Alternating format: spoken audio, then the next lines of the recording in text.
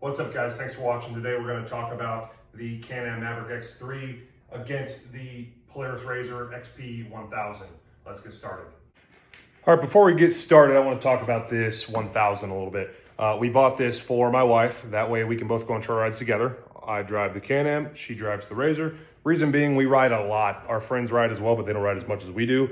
We just kind of felt, one, A, fun, right? It'd be a blast. And two, it's a little bit safer than going way out there and getting stuck or broken down or whatever and only having one side-by-side to take us. So we opted to get this. It's a 23 Polaris RZR XP 1000, naturally aspirated. It has just under 1,100 miles now. It's at like 1091 or something like that. We bought it with about 1050.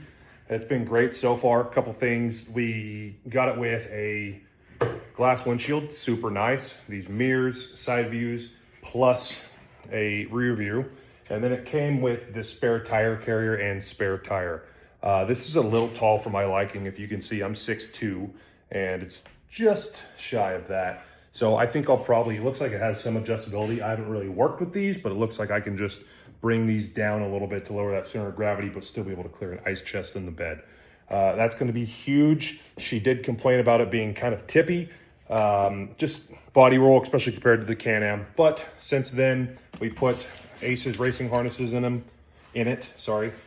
Safety first, in my opinion. These little seatbelts don't do a whole lot to protect you if you roll over. And she likes to tune, so we got her a Boss Audio soundbar, and I replaced the belt, so now we have a spare belt. I don't know if you can see that right there. So far, it's been great. She loves it. It's a lot of fun riding with her. Let's go into the cockpits. All right, guys, first things first, we're in this Polaris RZR Cockpit now, and let's kind of check everything out here. We got your gauge cluster there.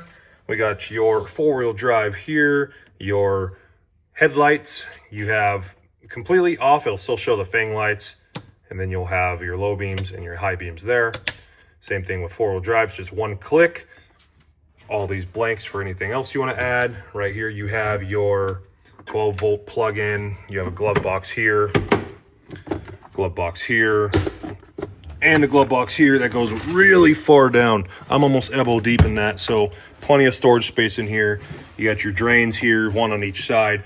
Your shifter is very gated. Just back. See, now I'm in neutral. Back to park. Super easy there. You got your seats, which are pretty straight up and down. I will show you what I look like sitting in this thing, and we'll go from there. All right, this is my seating position in the XP 1000, very straight up and down. I will say, when I was driving this through a sand wash the other day, I got out of my Can Am. My wife wanted me to test drive this through a sand wash, so I did. Immediately from getting out of the Can Am to driving this, I felt like I was no longer in a vehicle, more so on it, if that makes sense. I did get used to it fairly quickly, ripping through the sand wash, but that is a big difference. I've heard some people say they feel like a bus driver while they're driving it. It's not a bad thing. You have a lot more view. Like if you're rock crawling, something like that, this would be great for that. Or a comfortable ride where you don't want to be race car'd out like the Can Am, that would be great too. This is comfy, it's just a different feel. Again, you get used to it, just something to be aware of. We'll go hop in the Can Am cockpit and I'll kind of show you guys around there. All right, now we're in this Can Am cockpit. What you can tell right away is, at least in person, you are so much further back than the front tires. It doesn't feel like you're right on the front of the vehicle like it does in the RZR, which kind of has its pros and cons here. But as far as cockpit goes, pretty rudimentary compared to the RZR. This is your gauge cluster here, if you will. Just a really small LCD screen. It doesn't have the pretty little LED lights and everything like that, but it works. It is push to start. Again, this is a 25, that's a 23 that had a key. I don't know about the 25s. I haven't really looked at them a whole lot.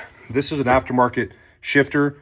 The one that came with the Can Am was a terrible gated shifter that you just had to work your way down. So this will allow me to go to low, straight to reverse, or high, straight to reverse. Super easy instead of trying to find it. Works great in the dark.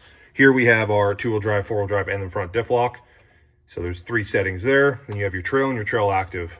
If you don't know what trail active is, watch some videos on that. It essentially, from what I understand, will progressively lock the front differential and really help you in those four-wheel drive situations where you need more pull.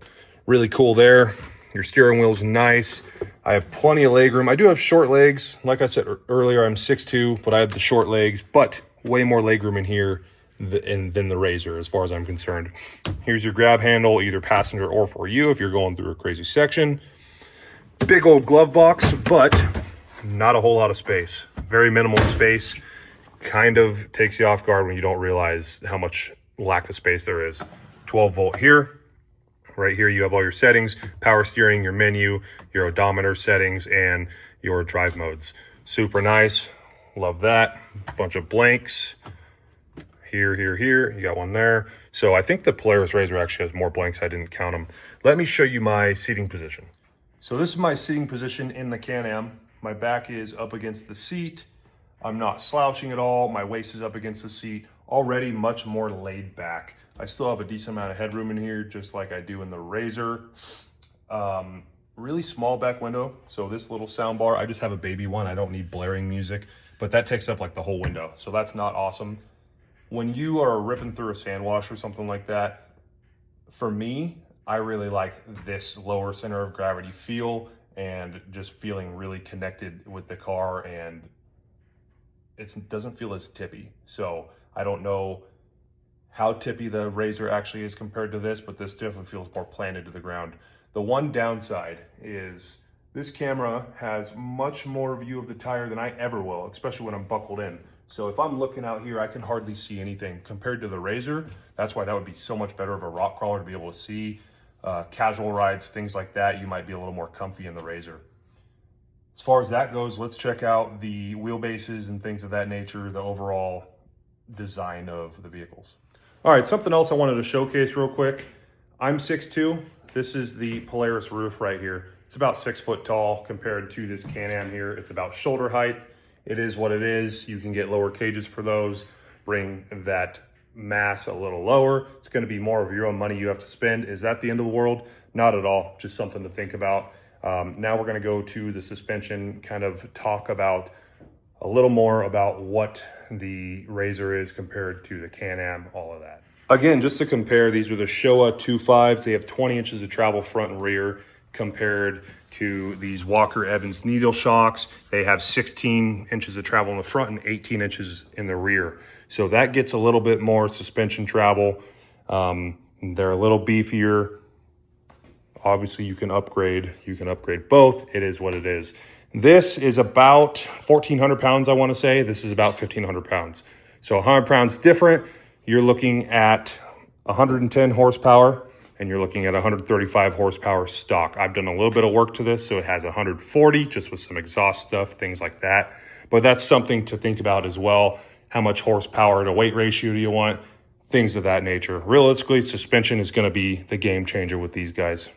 So if we look at these wheelbases over here, and we take a look right here, these are about roughly the same. This might be a little further back than that one in the garage, but if we walk up here, where does this stop? Stops about right there.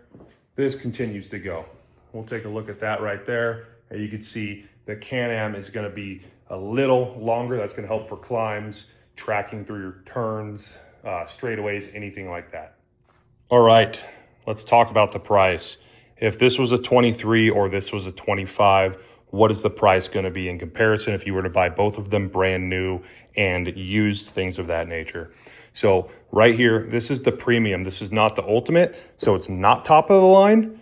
This is the base. Polaris also makes a base RZR. I believe it's called the Sport. Things to think about. Roughly, they're going to be the same price. That might even be a grand or two more. Again, you're going to have a very tried and true platform, but same thing with this. They have not made a whole lot of changes to the X3, and same with the Polaris until 24 when they changed the body style. So just things to think about on what you want, your riding style, things of that nature. Again, they're both great machines. I'll be posting some videos on YouTube of the rides and everything that we do, and hopefully if you're still in question after this video, that might help you out. Last thing of the video, doing maintenance. What's easier for maintenance, the RZR or the Can Am? It just depends what you're doing, to be honest with you.